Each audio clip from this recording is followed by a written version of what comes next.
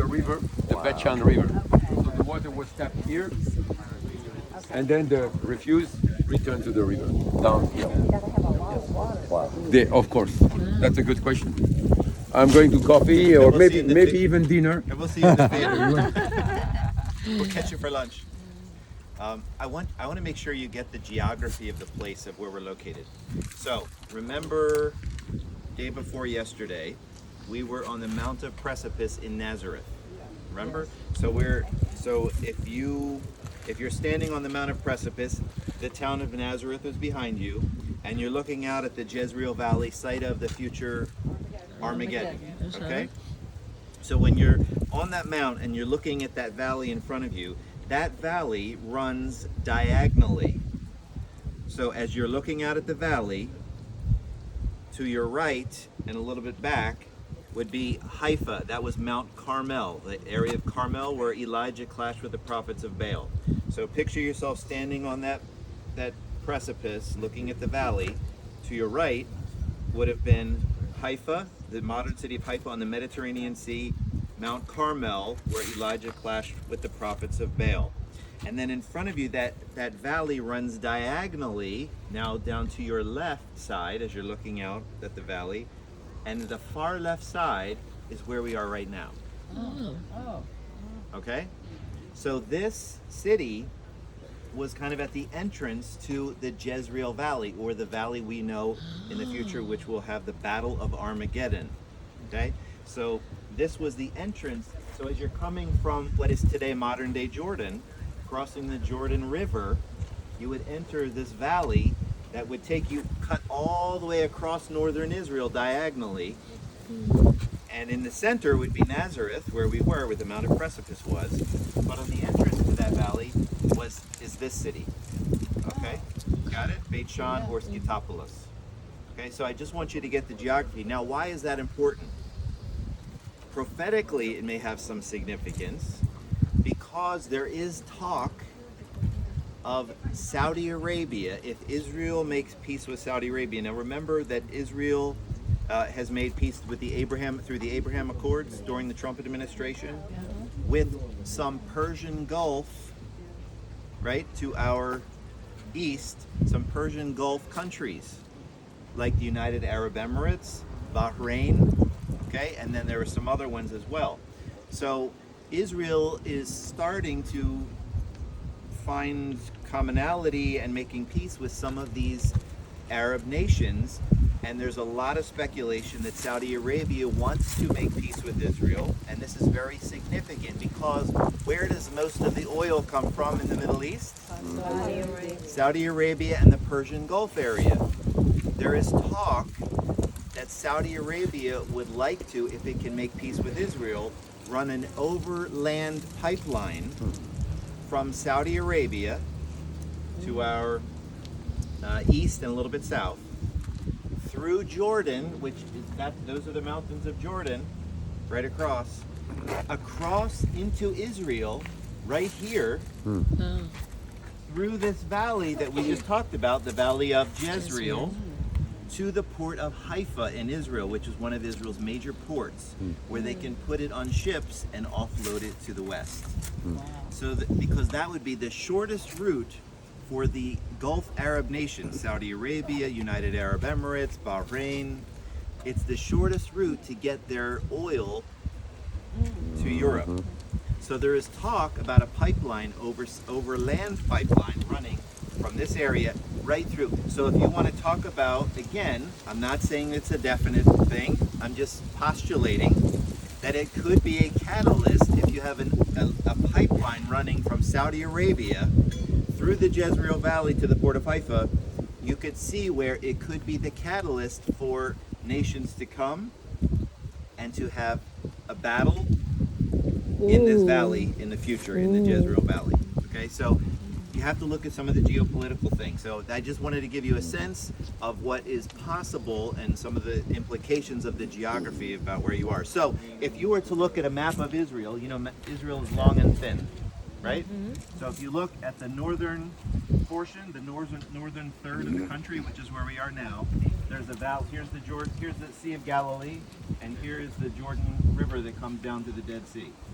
So just below the Sea of Galilee is where we are, right along the Jordan River, which is between where we are and those mountains over there, the Jordan River, just south of the Sea of Galilee. You have this diagonal valley that cuts across the northern third of Israel from modern-day Jordan, where we are right now, all the way across to where Nazareth was in the center, all the way to the port of Haifa on the Mediterranean Sea. Okay? So now you know where you are. Now you can appreciate the space, the location even more.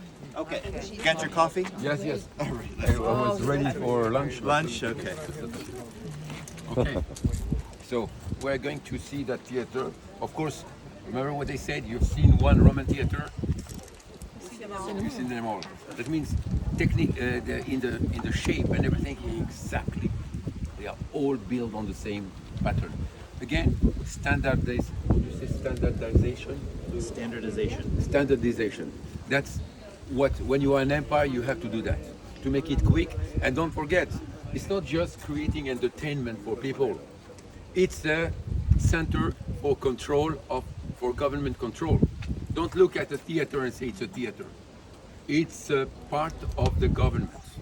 If the theater stops working, people will start rebelling.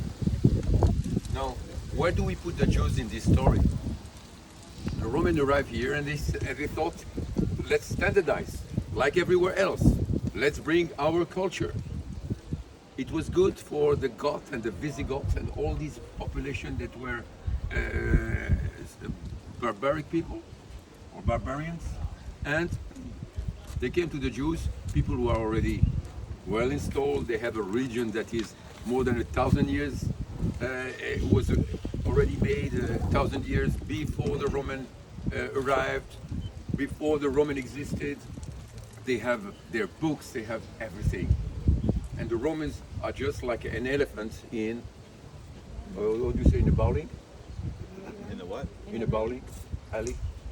Bowling alley. Yeah. No bowling? Bowling. Yeah, China shop I know, but I like in the boat. That's better. Did you see the elephant bowling? Yes. Okay, that's only in your head. With the trunk. But you understand the idea. They just come here, and more than that, the Romans who are so full of their importance, look at the culture we are bringing to you for free, and the Jews say no thanks. Imagine how they are. Jews say, thank you very much, but no thanks. That's not our values. We don't want to see naked men and naked women there playing in the theater. We don't want people killing each other for fun or for the fun of others. That is not our values. We have a God. The Romans say, show me your God. And they say, he is invisible. He's everywhere. Oh. We met atheistic for the first time in our life. They accuse the Jews of being atheistic because they have no God.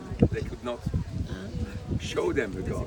It takes a long time for the Romans. Actually, it will take them 300 years to understand that God that is invisible and convert to it. Okay? So just to tell you the importance of the clash that arrived when the Greek already and the Romans. That culture that is based on physical things. Look at their gods. They're perfect human beings, perfect proportion. They are specimens of the mankind. They sing the beauty of the body that's going to rot in a few years. It will not stay beautiful all the time. And for the Jews, it was exactly the contrary. They knew this body is going to disappear and will be just food for worms. So you don't pamper your body, you pamper your soul. The soul will be immortal. And that's the clash, a huge clash of civilization. The Jews and the Hellenistic world were on a collision course. And the result, because the Jews were not as strong as the Romans and the Greek, a lot of pain and tribulation for the Jews. But still, they kept clinging to their faith. And today, there's no more Romans and no more Greek. And those who lost the battle, like the Jews, are still here. They are not there. In God's divine sovereign plan. Right. So, yet we can, even if we don't agree with their culture and their gods, we can enjoy the aesthetics and even for a lesson, a civilization where when you see the ruins, you might say, what went wrong? Because if it did not go wrong, they should be here too. Yes. So when you see a ruins, always you are at the site of something that went horribly wrong. When we see an abandoned theater, that means something went wrong. We still use theater, but here not. It's different. So something is going wrong. Let's go and maybe learn. That's my motto in life. Learn the past to understand the present, to prepare myself for the future. Without knowing the past, you will never have understanding of the present. When I hear that they were giving food for free in the theater and everything there, and I see myself eating, I want a popcorn, and I stop. I've been conditioned to connect food and entertainment. You cannot even see a movie without thinking to eat something that when you are not hungry at all. We have been conditioned like animals, really. You go to a cinema, the first smell you have, the Buttered popcorn. butter popcorn, that is rancid. But it's not for you. That's the first thing when I go to cinema, I go out, I cannot stand that smell. And I don't like popcorn, that's why I'm Actually I like, but I cannot stop, and then I hate myself. You understand the idea of that? So, because at the theater and all these places, they were giving food for free to the people. So a lot of poor people will come also to get free food and get entertainment. Food and entertainment. Remind you of anything today? Yeah. Giving out free stuff? Yeah. To get people to do what you want or to vote how you want? One day you are Yes. presented with a tab. What do you think? The tab comes. Yeah. Okay, so let's go.